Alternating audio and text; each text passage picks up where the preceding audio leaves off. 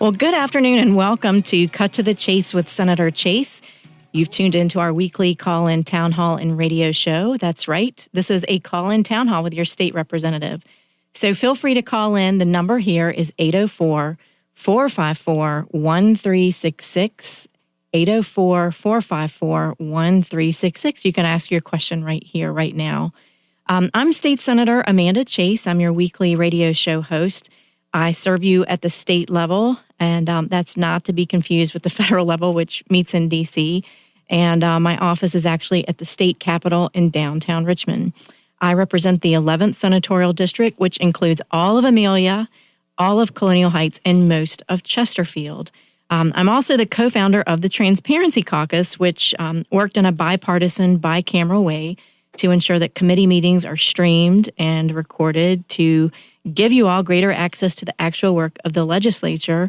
And, of course, the legislature has basically taken a break right now. And I'll talk to you a little bit more about that. But the House voted on a budget, and we were back in session this past Wednesday, and we'll talk a little bit about that. But I am really excited to have a very special guest here in the studio today. It's Victoria Cobb, and Victoria is the president of the Family Foundation of Virginia, and she is responsible for the leadership and direction of the Commonwealth's largest and oldest pro-family organization. And Victoria is the organization's spokesperson. She's regularly in demand as a speaker and commentator on family issues in the media. She is, been with the pro-family organization since 2000. That's a long time. It is. Make me feel old. No, but you're not. You're not old at all.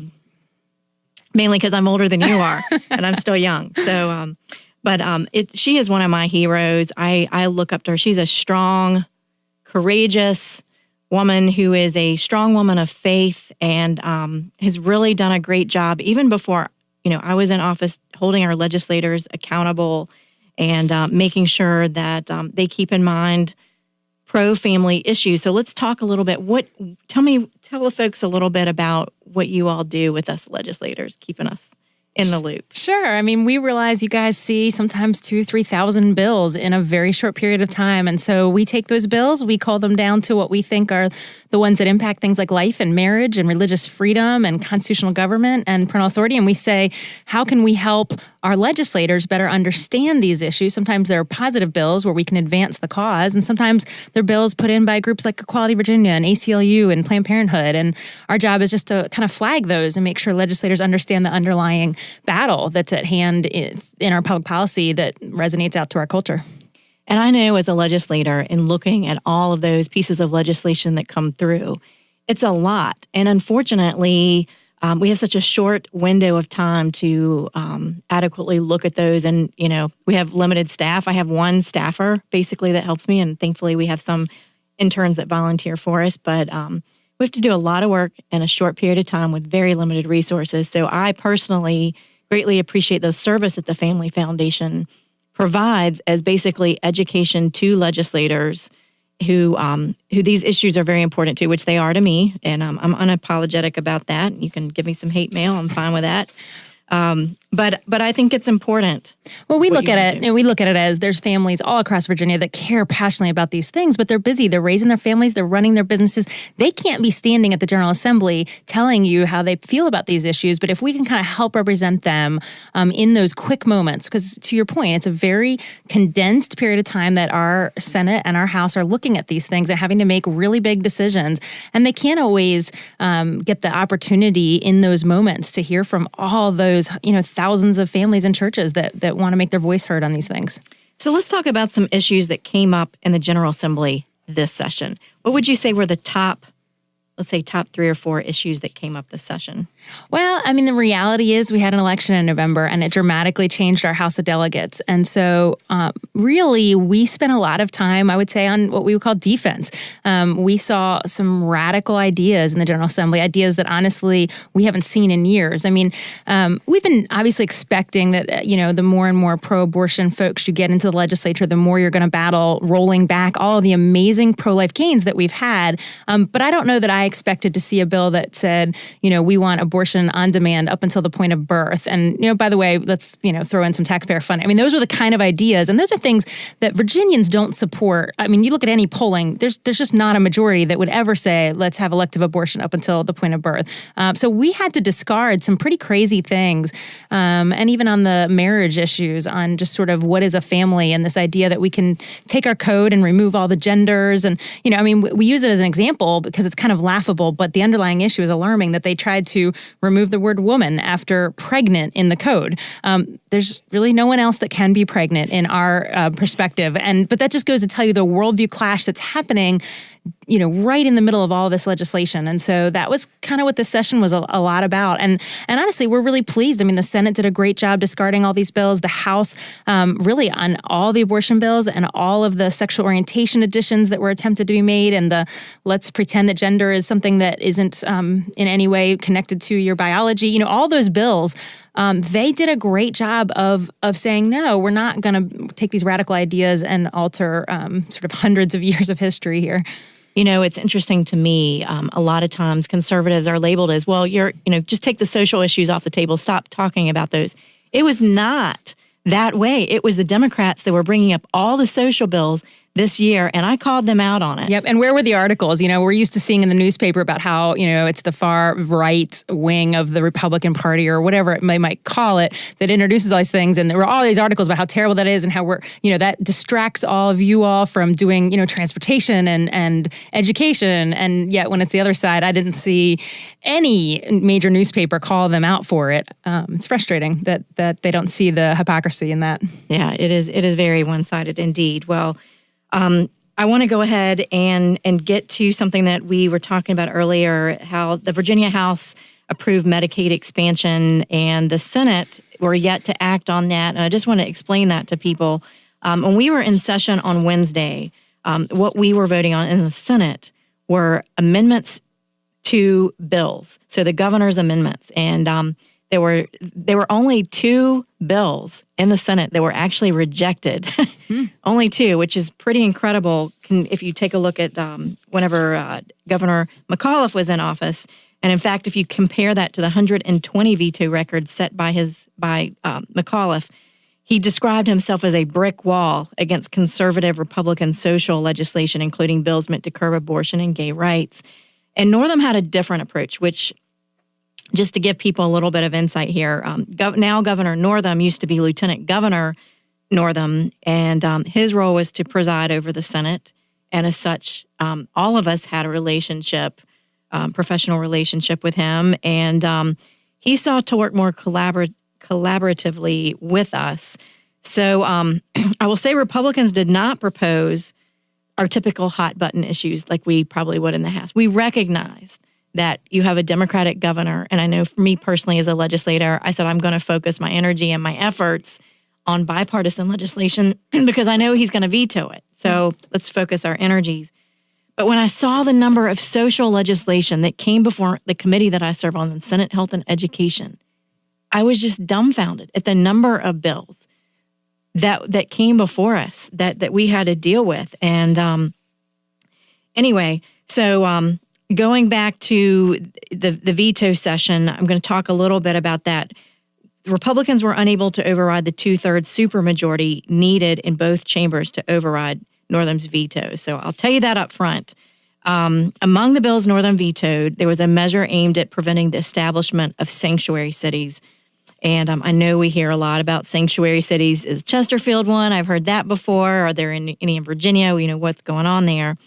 But he vetoed, the House and the Senate passed legislation in favor of not allowing localities to create safe havens for people who don't want to obey the law. It's basically what they're doing. They're saying if you want a sanctuary, a safe place to go, when you break the law, you come here. That is insane. That is just crazy. And that prohibits the localities from interfering with federal immigration actions.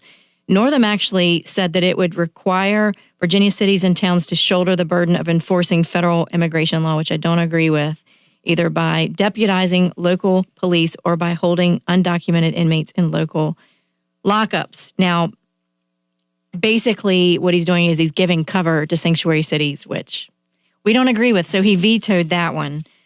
He also vetoed bills that would have prohibited the state from participating in any regional greenhouse gas initiatives without the legislature's approval. He banned local governments from setting a minimum wage for government contractors and blocked the General Assembly from drawing the lines with legislative district lines more than every 10 years. And one of those bills, we're going to come back. We're going to go to a break here, but we're going to talk about anti-gerrymandering bills because that was one of the pieces of legislation that I was a sponsor of, and a lot of people are talking about. And then we're going to talk a little bit more about the budget. So stay tuned. We'll be right back with Cut to the Chase and Victoria Cobb with the Family Foundation.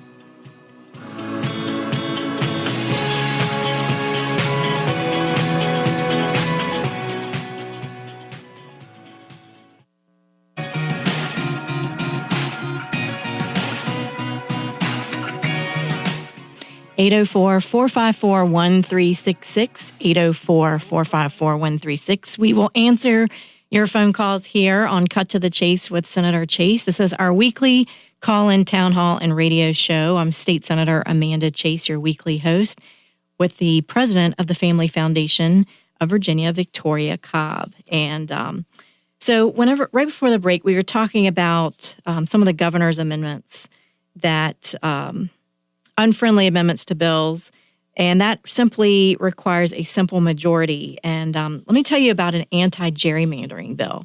So the House and the Senate rejected Northam's amendments to two identical anti-gerrymandering bills, and they were proposed by Senator Suderline and Delegate Jones. And the bills sought to establish standards for drawing congressional and legislative districts that would, among other things, require compactness. And Governor Northam actually inserted language requiring that existing communities of interest should be considered so that districts do not split up groups of people with similar social, cultural, or economic interests. And let me just tell you the behind the scenes on this bill, because there were a number of us who had anti-gerrymandering bills, and these are bills that basically, if you look at who your state senator is, who your congressman, man or woman is, and so forth. They are determined by the legislature drawing these lines. And we've talked about that a lot on the show. I would encourage you want to be the ones to elect the people that draw those lines. You do not want bureaucrats where you don't know their political stripe drawing those lines. And what this bill would do is give them a list of about 20 to 30 different criteria that said the people who are going to draw these lines are going to be elected by the people.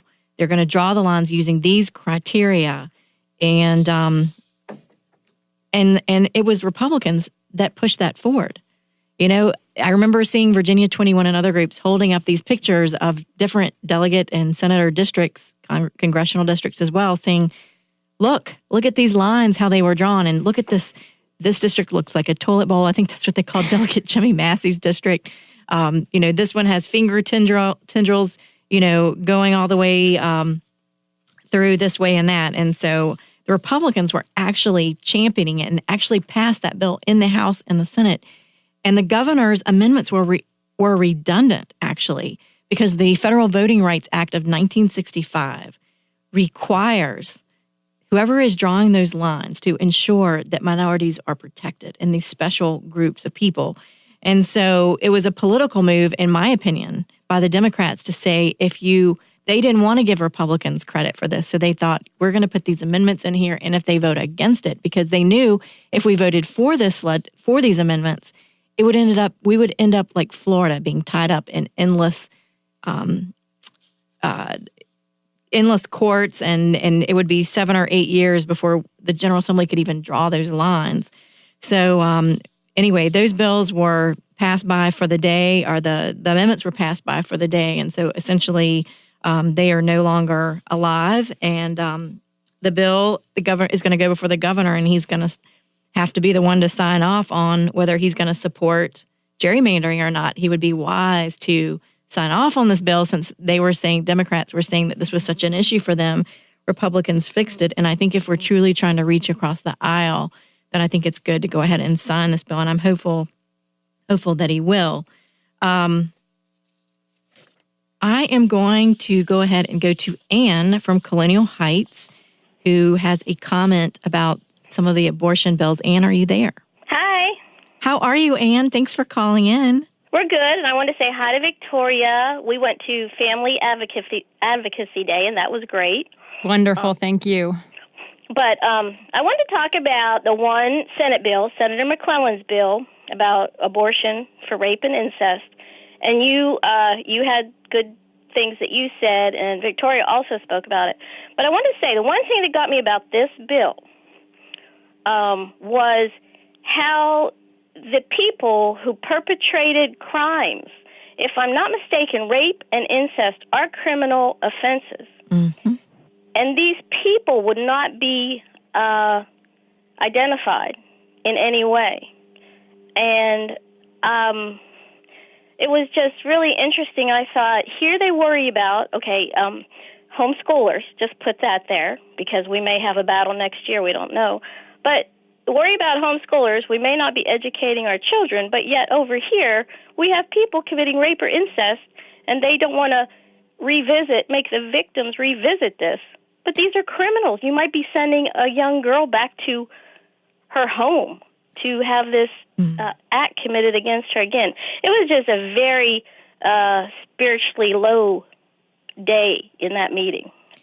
Victoria, why don't you kind of summarize that bill for folks that are calling in, just to give them a quick overview? Yeah, I mean, the fundamental debate was about taxpayer-funded abortions and for low-income women in the case of rape and incest. And basically, the debate is over what is going to trigger that taxpayer funding. And so essentially the argument is the woman has been a victim of a crime, but we don't want her to report it. We just want her to be able to capture the taxpayer funding. And so what you're doing is you're addressing the result, but you're never, able to get at. So we're going to basically say that the perpetrator can go rape the next woman. I mean, that's the problem. It's not that we're in this environment of Me Too and all that's going on. Women are finally stepping up. And we wanted the legislature to just continue to do everything they can to say we are going to, encourage women to step forward in these cases, not sort of say, create public policy that sends messages that say we don't bother, just come ask for the handout. We'll hand it to you. You don't need to report it. It's not that we're trying to put women in a hard situation. It's because we need to prevent the next woman who's going to be the victim of that same perpetrator. Well, exactly. And the whole gist behind that bill was, if you're a woman and you have been a victim of rape, they were encouraging women. This bill was encouraging women not to report it, not to hold these men accountable for their actions, which I think is crazy. And I spoke about that in committee. We need to hold people accountable. We should not encourage and incentivize people through legislation and policy to say, you know what, you don't need to go through the judicial system. Just let them go. If, like you were saying, I mean, where's the accountability? Where does that even make sense? The average person is going to say, no, go after them, hold them accountable. These women who have been victimized in either sexual assault or rape are some of the strongest women I have ever met. But to say that they are brave enough to go get the taxpayer funding, but not brave enough to go after the individual that caused this crime just seems wrong.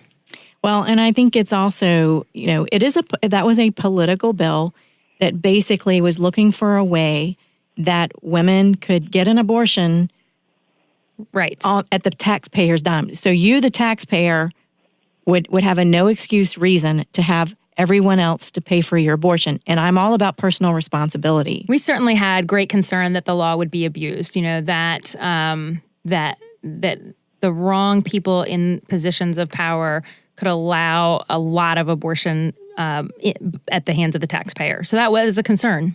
Absolutely. Well, Ann, thank you so much for calling in. Did you have another question? No, just you're doing a great job. All right. Thanks so much for calling in, Ann. And if you have a question or comment, feel free to give us a call, 804-454-1366. So we've talked about anti-gerrymandering bills, and we've talked about the sanctuary city. So y'all can, if y'all have any questions about that, I just thought that was a really interesting. It's just crazy. Some of the logic. Sometimes I just try to get my head around it. I mean, sanctuary cities. Why in the world would you say, I'm going to take this city and I'm going to make it a safe haven for people who don't follow the law? So if you're a felon, a rapist, come right here. I'm not going to do anything. Anyway, don't even get me going on that. Well, and that was such a hot issue during the gubernatorial race, if we all recall, and it was a real political hot button. And it's just interesting that the governor, had his chance to weigh in on that. So it does. Elections matter because that was a key issue in the election. Absolutely right. Well, we're getting ready to go to a break, but I want you to tune in. We're going to talk about some other news, late breaking news. So stay tuned. We'll be right back in about 3 minutes.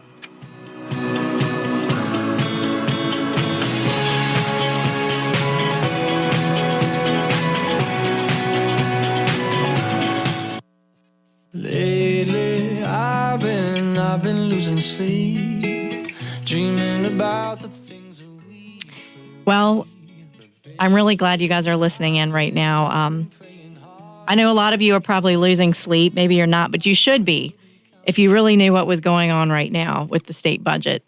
I'm State Senator Amanda Chase. I'm your weekly host, and hope you all will call in. I appreciate Ann calling in. Again, it's 804-454-1366. And I have Victoria Cobb, who is the president of the Family Foundation of Virginia, here in the studio today.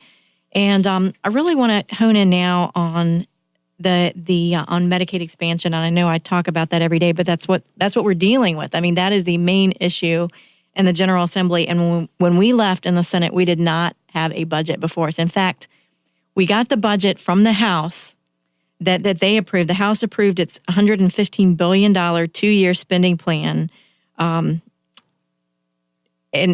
so that's where we are right now. And so we got the budget earlier in the day, and there's an administrative period of time of like 4 or 5 days before we even get it in the Senate and get to look at it and everything. So it wasn't because I didn't want to vote on it.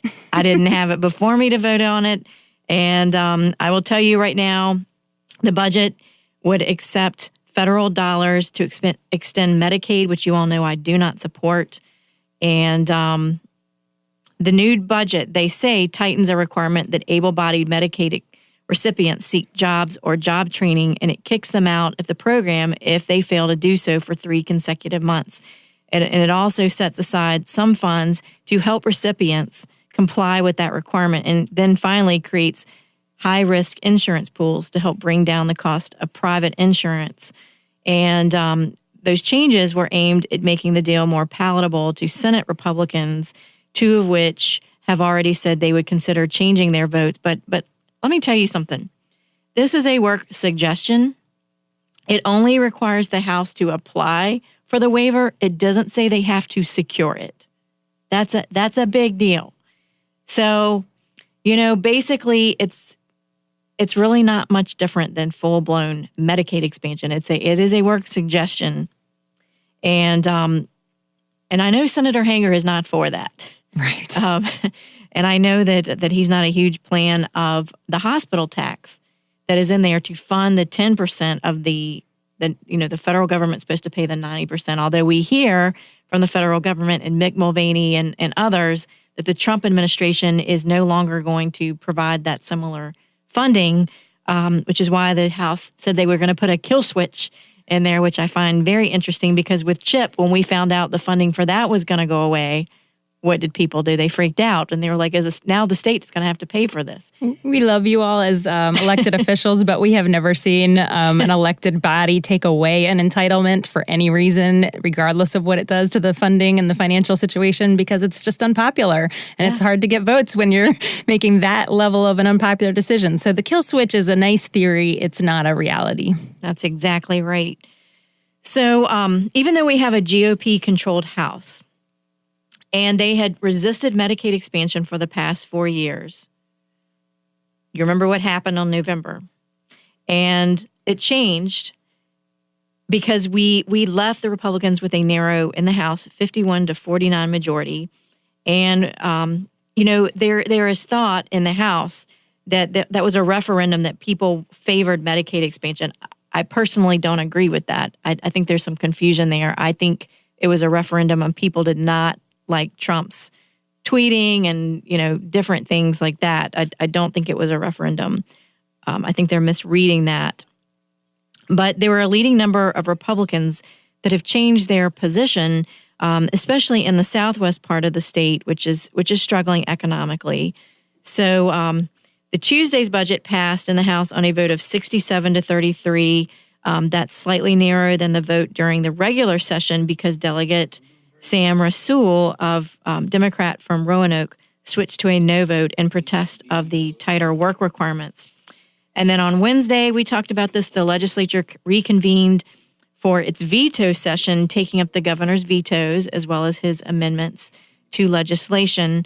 Northam vetoed 10 bills during the session, his first as governor. And again, we compared that to the 120 vote record set by his predecessor, former Governor Terry McAuliffe. Let's go ahead and cut to the chase here, because there is budget language you would send out. Let's talk a little bit about the letter that you had sent out from the Family Foundation about your concerns about the language that's in the House budget that they passed right before we left. Sure. I mean, we're pretty devastated. We've worked all session. There's a variety of steps to this process before you get to a final budget, but we've worked all session trying to eliminate a fund that initially started with the governor in his budget, and the House put it in theirs, and honestly, the initial Senate budget has it as well. And it's this idea, it's a pilot project, they've seen it in another state, and the concept is when a vulnerable woman in a crisis pregnancy situation goes and has an abortion, this new concept is, hey, at that very moment where she's most vulnerable, let's have the abortion industry offer her a chance to use an IUD to cut off her ability to have kids for up to potentially 10 years, so that we just somehow eliminate this situation. But the irony is the budget includes funding that the taxpayers are going to pay for these devices and pay the abortion industry to execute this plan. All I know is anyone who thinks the abortion industry, which is in the business of making money from abortion, should be trusted in any way to prevent abortion is ludicrous. Absolutely. Now we have Brian, who is on from the Tri-Cities area, who has a question. I think, how many minutes do we have left? We have 30 seconds. Brian, if you will hang on, we will take your call right after the break. We've got to go to a break. Are you there, Brian? Can you hear me? Is he there? Yes, ma'am, I'm here. Okay, fantastic. Yes, ma'am, I'm here. Don't go away. We want to hear your question. We've got to go to a break, so stay tuned. We will be right back.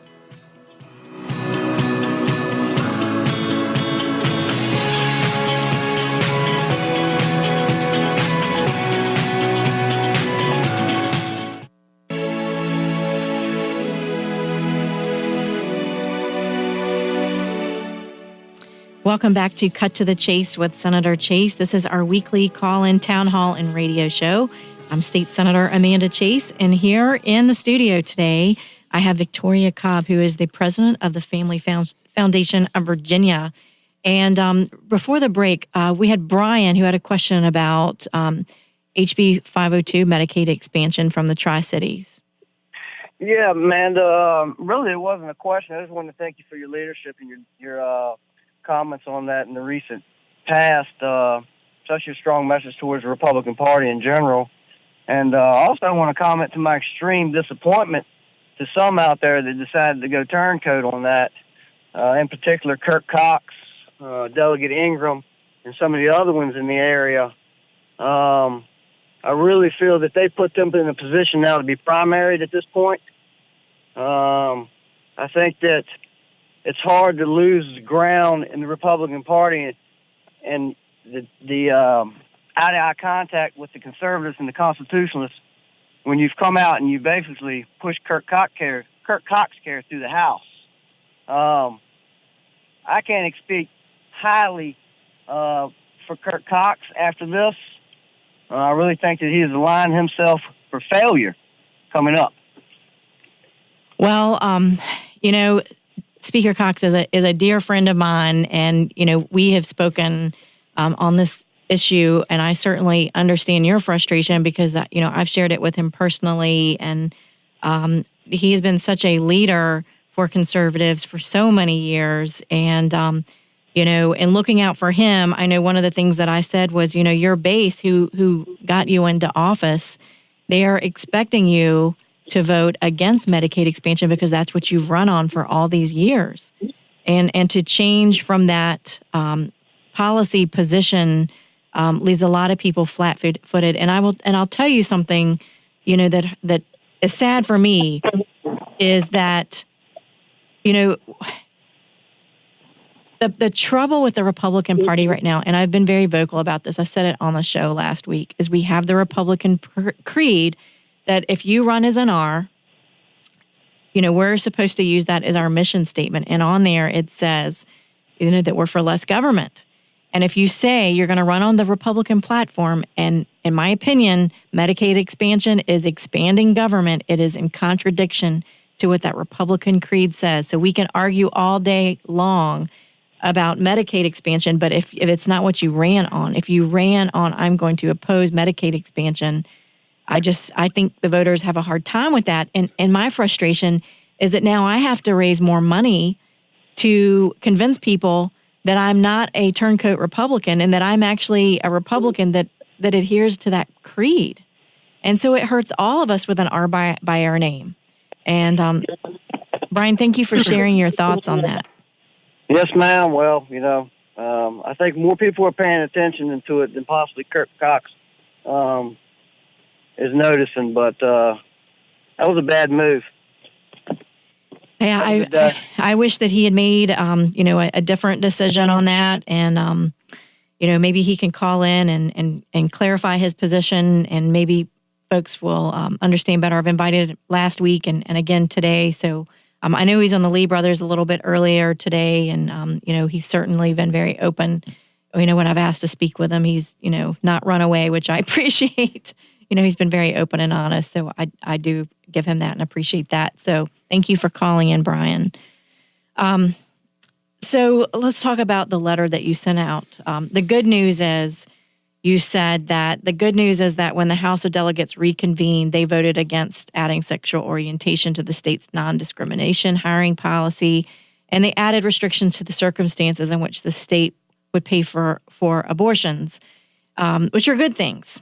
And absolutely. All 51 Republicans voted for both of those.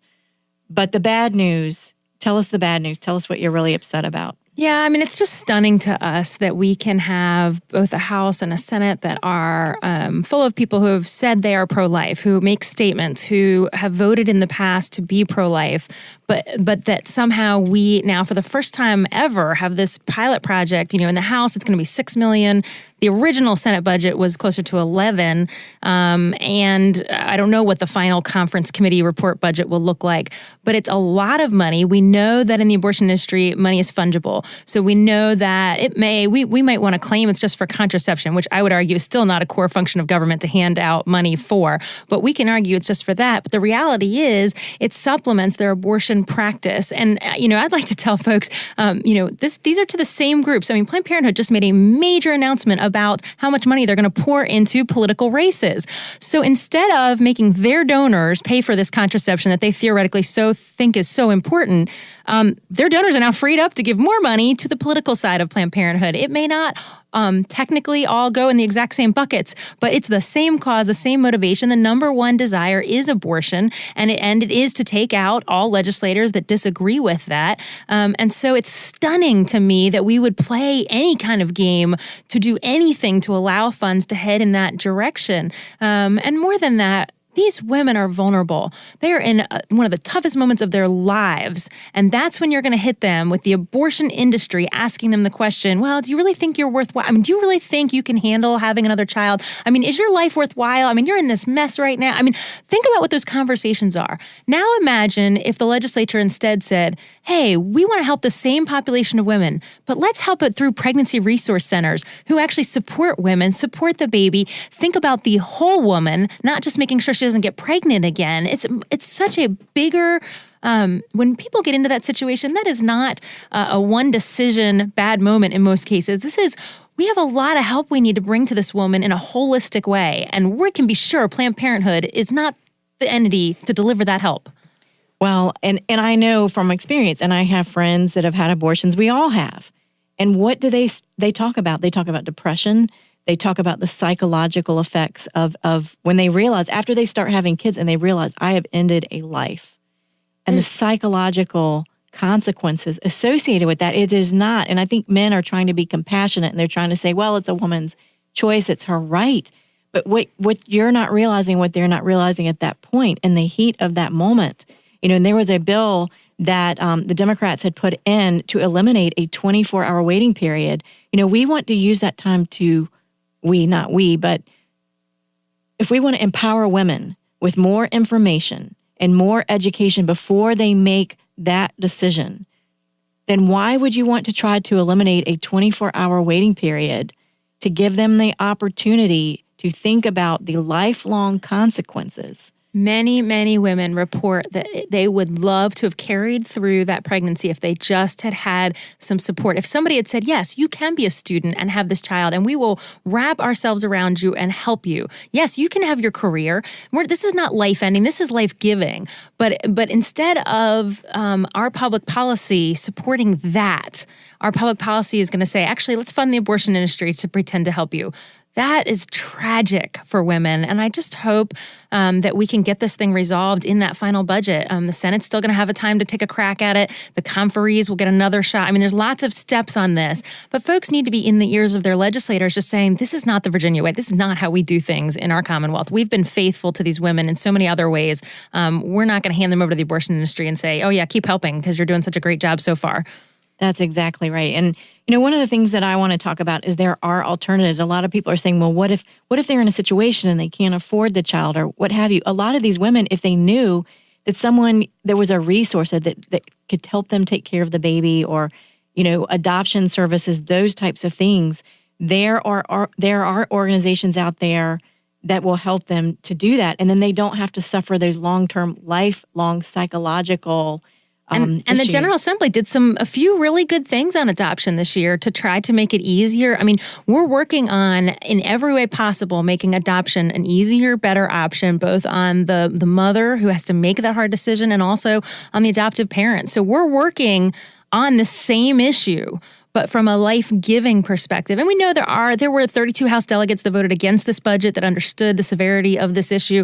There were people who stood up and defended this among their peers and said, we needed an amendment. We tried to basically get an amendment on the floor that would say, okay, worst case scenario, we're going to do this. We're going to provide these, what they call long-active reversible contraception.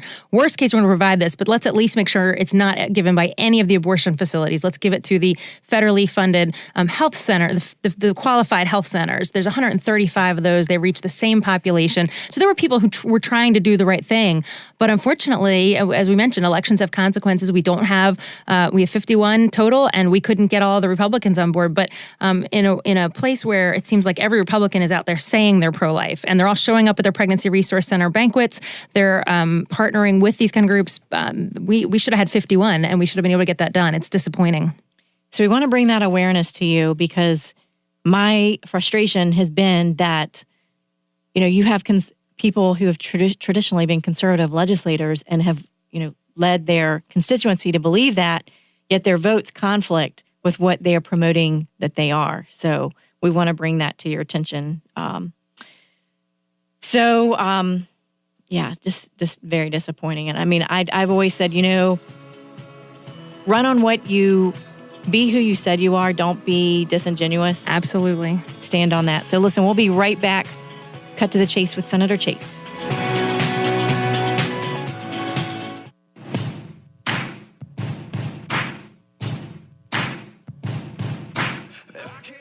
Well, welcome back to the final segment of Cut to the Chase with Senator Chase and Victoria Cobb, who's president of the Family Foundation of Virginia. And I hope you've enjoyed listening to a little bit of the backstory between what's going on and, what should you as a taxpayer be expected to pay for? Should you be expected to pay for these IUDs and contraceptive means? I mean, I don't think that's a core function of government personally. Well, the irony is we're fighting about how we can't get enough money into these vulnerable populations for healthcare, and yet we're starting with this. And what about people saying, I don't want the government interfering with my body. I don't want the government telling me what to do. I mean, in order to get one of these IUDs, don't they have to have an abortion? Well, that's the irony of all ironies. It's that the left in one case wants to say this is totally about privacy and freedom and between a woman and her doctor. On the other hand, they want us to pay for it and they want the government to be involved. And so it's a true conflict, and it hits deeply at people's core values of what they believe about human life and what they believe the government is here to do. Anyway, we are here to dispel any rumors that you have. A lot of people here pro-life, pro-choice, and they just tune out because they're like, oh, those are social issues. I don't want to hear about that. I don't want to be bothered about it. Well, yeah, you do. You do want to be bothered about that because those are your taxpayer dollars, and you really have to look at the role of government. The more government is involved in your business and in things that you don't want them to be involved in, it's something to consider, because if it's not this, it's going to be something else. So that's why I stick to my limited government in that Republican creed. It's important that we adhere to that. Any final thoughts as we go into the coming weeks? What would you tell people as a point of action that they can take? Well, I think they need to be very vocal with particularly their senators on the Medicaid expansion because of, basically the House has acted and now we're waiting, the Senate will go back in at some point. Just be very clear about small government and the fiscal cliff that lurks right around, that's right around the corner if we go for this. And just the fact that Medicaid is not serving well the population that it already covers, it's just that we already have the needy, most vulnerable on there. And 1 in 5 doctors are willing to see them. Now we're going to dump 400,000 able-bodied individuals into that pool. That's not going to help the people that are helping, that need it the most. So to be in people's ear and then to be in the legislators, talking to them about this funding for Planned Parenthood, to block this pilot project. We've never had it before. We never should have it. And it's certainly the funds should never be going to the abortion industry. And that's an easy fix. This is not rocket science. This is, let's just do the right thing and make it easy on ourselves. And I'm going to call out those that voted in the House for this bill that has the Medicaid expansion in it. Edmonds, Garrett, Hodges, Ingram, Jones, Kilgore, Moorfield, Peace, Stolley, Thomas, and Speaker Cox. So, you want to give them a call and let them know how you feel about it. And then I would also say thanks to those who said no, because, we're talking about 33 different Republicans who voted no. And in this area, that would be Delegate Ware. Delegate Robinson voted against that. Looking through the list here. Delegate Freitas, Fowler, Klein, Cole, Byron. There are others, Mirez. And Wright is in this area as well. They did vote no on those issues. And I can tell you one thing, I will not be voting for a budget with Medicaid expansion in it. Anyway, McGuire, yes. So thank you. Yes, he voted against it as well. All right, we are on the final moments. I just encourage you all, if you have any questions, you can always reach out to me. If you're driving down the road, I know you don't have a pen and paper, but you can do a Google search for Senator Amanda Chase. You can you can email me at my District 11 email address. Happy to talk with you if you have any emails. Maybe you're not comfortable calling in. That's fine. District 11 at senate.virginia.gov. Or you can tune in next week. We're going to be here every Friday from 6 to 7 p.m. on AM 820 AM and FM 97.7. Thanks for tuning in today.